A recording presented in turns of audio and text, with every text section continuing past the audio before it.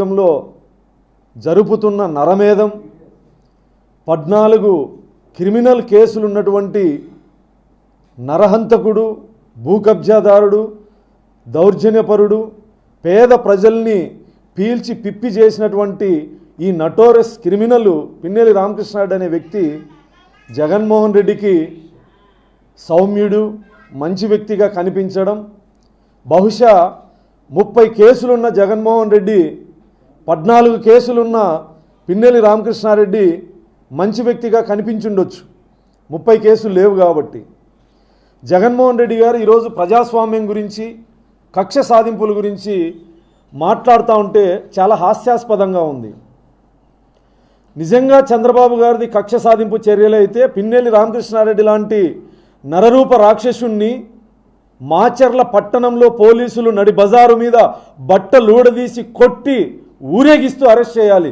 అంతటి నరరూప రాక్షసుడు పిన్నెల్లి రామకృష్ణారెడ్డి.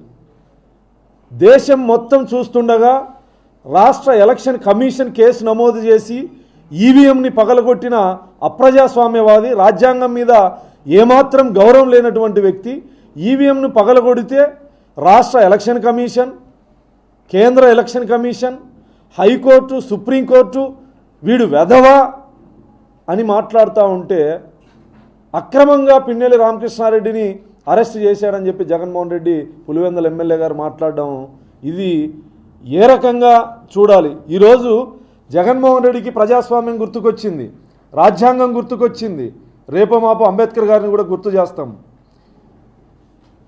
సొంత నియోజకవర్గంలో ఒక దళిత మహిళని అతి కిరాతకంగా అత్యాచారం చేసి హత్య చేస్తే స్థానిక శాసనసభ్యుడిగా, ఈ రాష్ట్ర ముఖ్యమంత్రిగా కనీసం మీడియా సమక్షంలో కూడా ఖండించని మీరు, ఆ కుటుంబాన్ని పరామర్శించని మీరు, నీ తాడేపల్లి ప్యాలెస్కి అతి సమీపంలో భర్త సమక్షంలో ఒక మహిళని అత్యాచారం చేస్తే నోరు మెదపని మీరు, మీ ఎమ్మెల్సీ డ్రైవర్ సుబ్రహ్మణ్యాన్ని చంపి డోర్ డెలివరీ చేస్తే వాణ్ణి పక్కన కూర్చోబెట్టుకొని రాజకీయాలు చేసేటువంటి మీరు, ఎమ్మెల్సీ పదవి నుంచి బర్తరాఫ్ చేయకుండా వాణ్ణి ఎమ్మెల్సీని అరెస్ట్ చేయనీయకుండా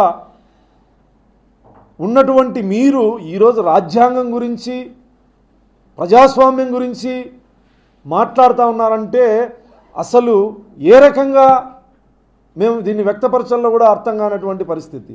ప్రశ్నించిన పాపానికి చిత్తూరు జిల్లాలో ఓం ప్రతాప్ని మద్యం రేట్లు సోషల్ మీడియా వేదికగా ప్రశ్నిస్తే తెల్లారే లోపు పెద్దిరెడ్డి రామచంద్రారెడ్డి అనుచరులు చంపినటువంటి సందర్భం, ఈ రోజుకి ఎవరు చంపారో కూడా తెలియనటువంటి సందర్భం. పాలించమని ప్రజలు అధికారాన్ని ఇస్తే ప్రాణాలు తీసిన నువ్వు ఈరోజు నీ ప్రభుత్వ